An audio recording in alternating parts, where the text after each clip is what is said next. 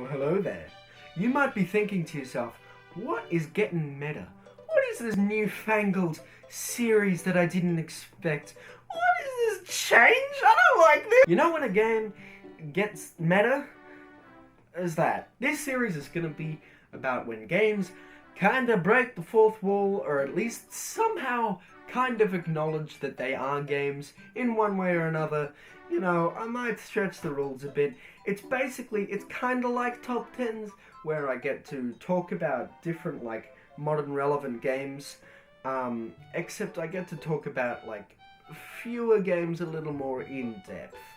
So, the first episode is going to be Foreshadowing in games, where I talk about foreshadowing and stuff.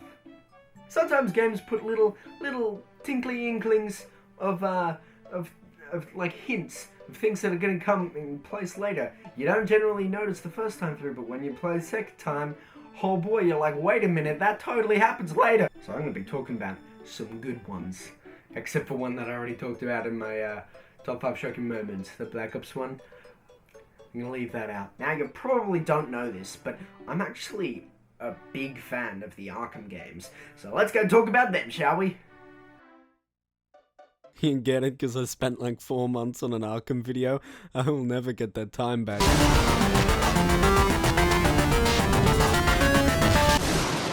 So as I said, I love the Batman Arkham series. In fact, Batman Arkham Asylum is what first got me into non-Nintendo modern gaming. As long as you don't count the PS2 as modern gaming.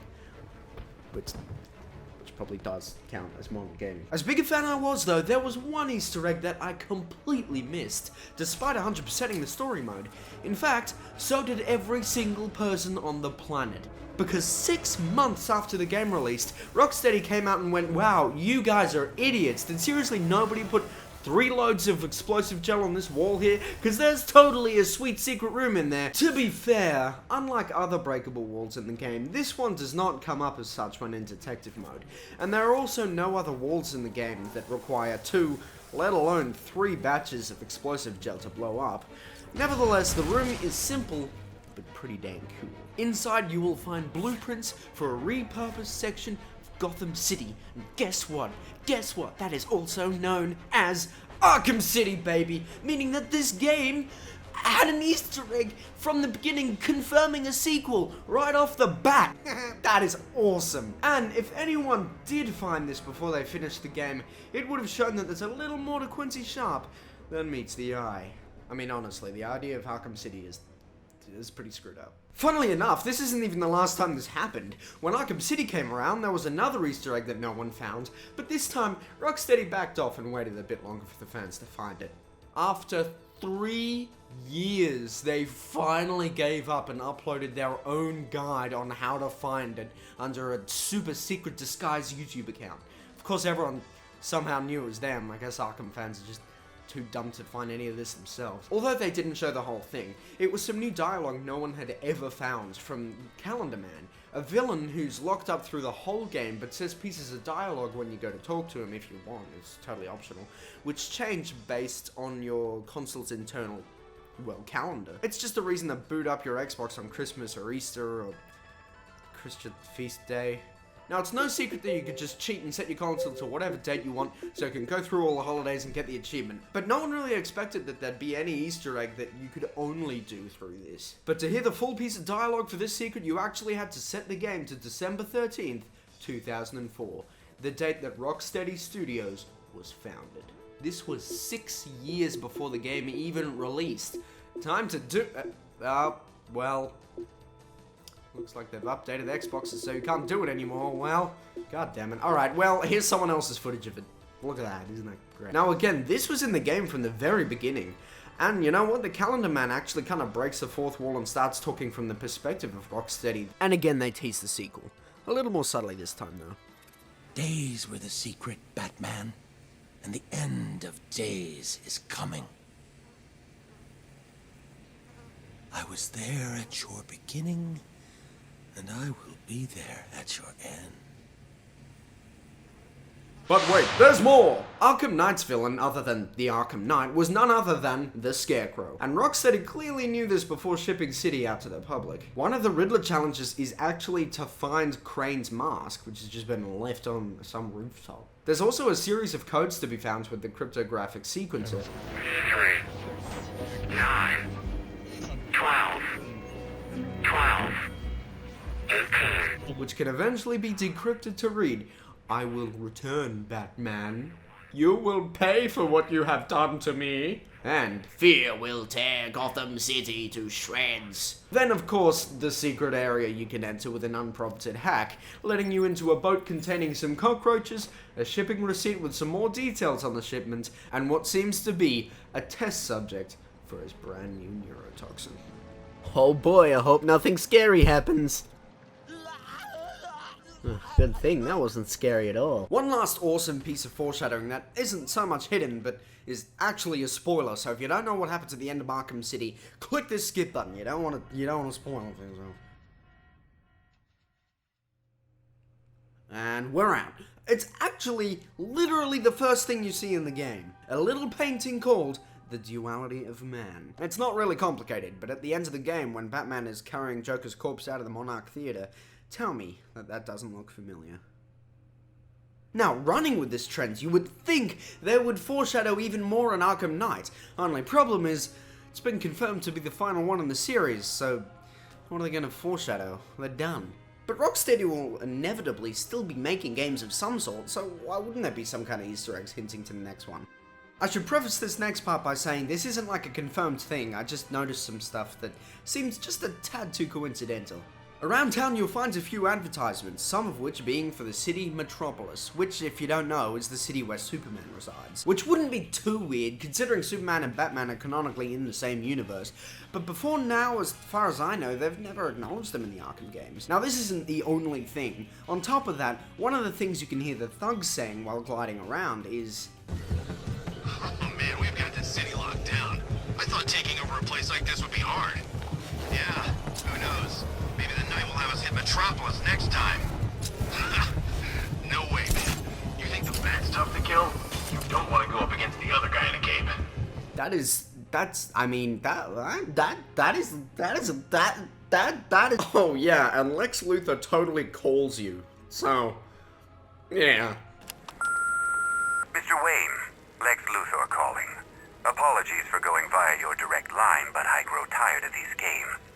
Now, there haven't really been many good Superman games, if any, but you know what? The same was true for Batman until Rocksteady came along, and I can't imagine DC would want to lose such a kick-ass game developer, so I certainly wouldn't rule out the idea that their next game may well just be a Superman one. Maybe. Now, Rocksteady isn't the only company to hint at their future games, no siree. This seems to happen quite a lot in the Pokemon franchise, like in Pokemon Red. It sure is! There's a little girl standing outside of Rock Tunnel who will tell you that inside there should be a pink one with a floral pattern.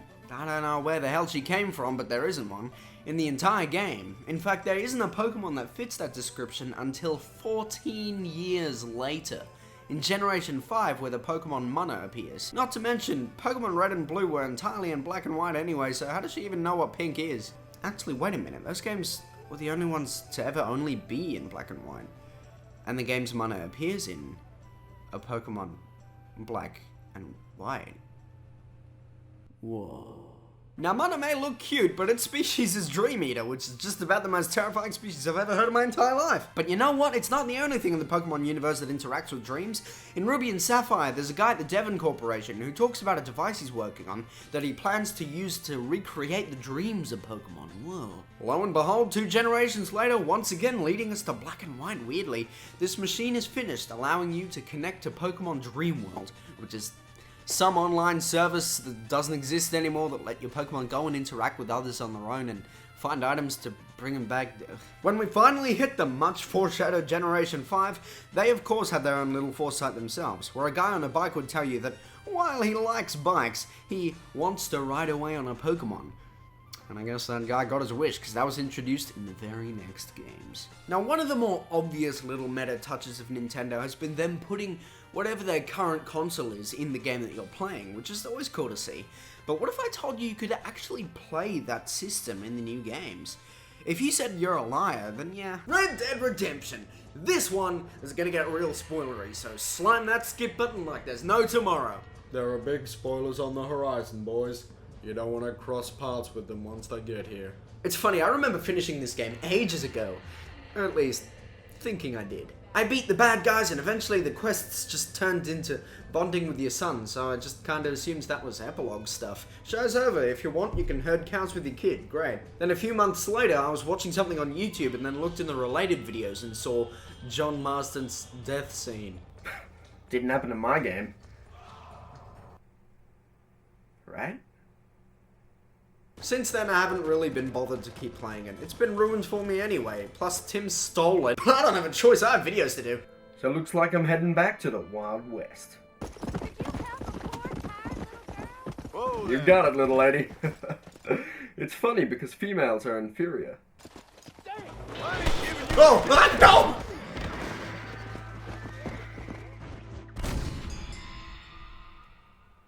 Forgot how intense this game is. Alright, cows, we gotta get you home. Come on, get... Alright, that is clearly the wrong direction.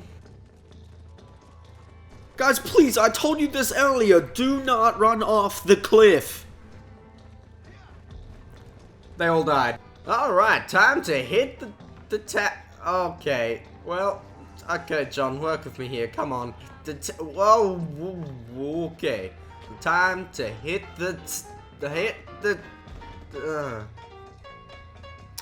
well, I don't think he's getting up. Well, hey, a snow area. I wonder if there are any bears around. Oh god, I can't bear it! Alright, I'm back, and this time I'm ready for anything. Alright, buddy, come out wherever you... What the... What's going on over here? Hey, how... Oh, this doesn't look good. That one nearly gave me a haircut. Not great timing, John. Maybe...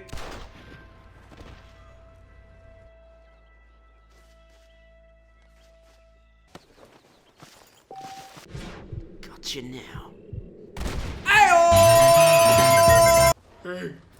Yeah, hold on. I'll get you in a second. Come on. So impatient. Alright, you had pose for me. Okay, there you go. Thank you very much. Oh, mama, another one? Well, at least this guy doesn't have a gun.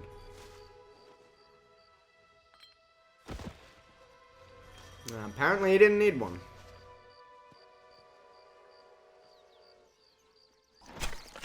You stink. Here we go, the final mission. Let's see if I can guess how he's gonna die. Hey, Jack. Hey, Paul. You know, you're real good with them tools. I'm even better with guns. Soon it'll be quail season. We should have some fun then. Is there anything you don't like shooting, Paul? Nothing. Not in my own head. You can even put it in one of them books you read. Yeah, maybe I'll do that. Today, John Marston stopped shooting. Oh boy, that's not going to be funny when this mission's over. Oh, but I guess it counts as another foreshadow. I get paid on a foreshadow by foreshadow basis. Jack, go into the house, lock all the doors. Whatever happens, don't come outside. You hear me? Whatever happens. What if I hear lots of guns? My boy! My sweet, sweet boy! No! I swear on my boy, you're all dead! Including me!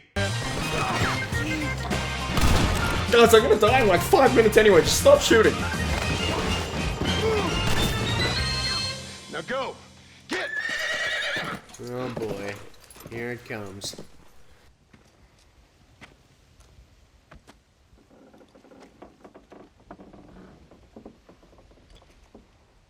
Oh, good thing you checked. Better head out the back.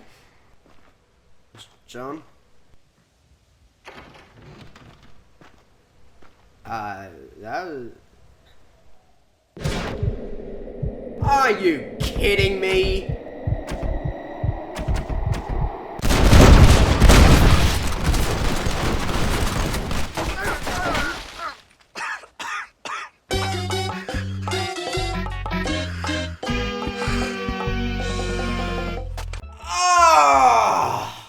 Okay, Rockstar, I get it. He gave up because there wasn't any end to it. The government was too corrupt and evil and would keep coming for him no matter what he did, and his family would likely end up dead if he kept this game going. So I guess you could say he sacrificed himself for the family. But guess what? That is crap. He gave up. He killed himself. I don't care how far against him the odds are. That was dumb. It doesn't matter if he jumped off a bridge or choked on a sandal. He's dead by his own hand. He was not forced into that situation. He could have walked right out the back of the barn. It was wide open. And it's not like he's doing his family any favors. They don't want to live without him just as much as he doesn't want to live without them. There are very few instances in which killing yourself is heroic, and this is not one of them. This was flat out weak. Of John Marston, of Rockstar. Boy, am I getting a flush of deja vu. Oh my god, I hate the why you... There's so many cool ways you could kill the protagonist and you wasted it! Oh god. At least they do let you continue playing as John Marston's son, Jack, some years into the future where he's all grown up. I get out of this, I'll burn you and your family. My family? There's not much of a threat, dude. Anyway, I will say the foreshadowing for this ending, very cool. Let's get to that, shall we? There's a man who's got his own little side quest throughout the game whom you never find out the name of. He's only ever referred to as Mysterious Man. When you first meet him, John has no clue who he is, but that's okay, he knows you inside and out. Hello, John. John Marston. Do I know you? Spooky! He never specifies how or where or when. He manages to avoid answering questions all the time, and when he actually does give you an answer, it's him telling you he just forgot his name. Someone's got something to hide. Pretty much all his missions are little moral tests. Like he asks you to go and confront a man who's about to cheat on his wife. So I did, and of course paid for the hooker. He also asks you to go see a nun in need of money, who I robbed. The third and final meeting you have with him, it just gets more cryptic. I'd explain it to you, but I feel like it'd take just about the same amount of time to just show you. So there you go. Tell me your name or I won't be responsible for my actions. Oh, but you will. You will be responsible. This is a fine spot. See you around, cowboy. Damn you!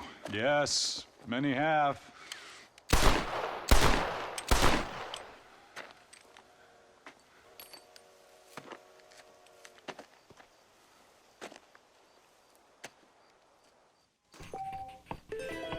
That is the last you see of him. Now this just raises so many more questions, and doesn't really give you any answers at all. Name or I won't be responsible for my actions. Oh, but you will. What makes him so sure? Damn you!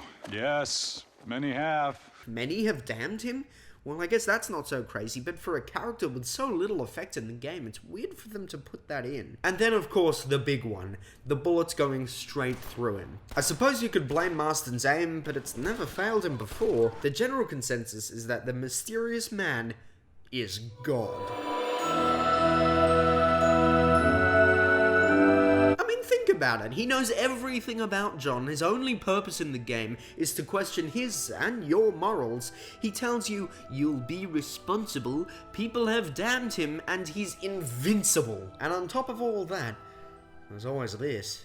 The appropriate authorities judge my morality, friend. Yes, you will. And they shall. Anyway. Oh yeah, and that final spot you meet him at? The one he calls a fine spot? To the people who saw the spoiler section, this place might look just a tad familiar. But I don't know, man, if you catch him before the cutscene, he doesn't look so invincible now, does he? My apologies, mister. He only has $6 on him? Seriously? Oh man, God, get a job. Now, a lot of Portal's story is tucked in Easter eggs or comics. Portal 2, though, does most of it in plain sight, which honestly I prefer. This isn't COD Zombies. I don't want to spend 7 hours cranking dials on a lighthouse. But that doesn't mean there aren't still Easter eggs. Early on in the game, when you find a bunch of turrets on their own little road to hell, you might also come across one repeatedly yelling... Well, more of it. soft plea than a yell. Nevertheless, this is what they like to call the Tumblr turret, the Oracle turret. If you take them to a safe place, they'll start blurting out a bunch of hoodickery, which are actually messages foreshadowing the rest of the game. Prometheus was punished by the gods for giving the gift of knowledge to man. He was cast into the bowels of the earth and pecked by birds. It won't be enough. That's basically what happens. Except in this case, you're Prometheus, and instead of mankind getting the knowledge, it's robots. Robot gets too much information, robot takes over, robot sends you into the bowels of Aperture. The turret also tells you the answer is beneath us, again referencing the old Aperture laboratories underneath the new. Don't worry, buddy, I'll get you to safety. Oh boy, clean up on aisle 4. And the final nail in the coffin, her name is Caroline. Her name is Carolyn. Or Carolyn, whatever. And if you know anything about the whole Portal lore, Caroline is the name of Aperture's founder's wife, who was extracted and had her life force put into a machine we know today as GLaDOS. When the testing is over, you will be missed. But our aim is getting better! The video's done now, so get the hell off my channel, unless you wanna watch more videos, in which case I will cash in on your monetization. I did a video about the top 10 aliens, click right there and it'll take you there. I also did one on the Batman Arkham Knight, and we'll talk about that in this, so it is irrelevant. Please subscribe and like so I feel better about myself when I sleep tonight. Did somebody say outtakes? Doesn't matter. You guys see Star Wars? I know what I have to do. I just don't know if I have the strength to do it. Oh no, Kylo, don't do that! Kylo Ren's cool. I don't know if he's as cool as Tingle, but he's still pretty cool.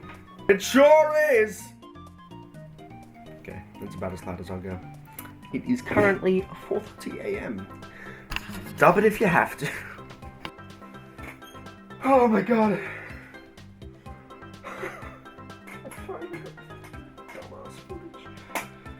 Oh! I had to play through nearly the entirety of that stupid ass game.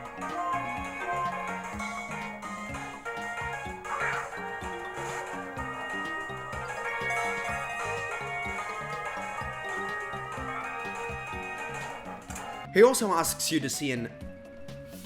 Oh my god! What, is the whole town on fire? That was good. Where is your boy tonight? I hope he is a gentleman.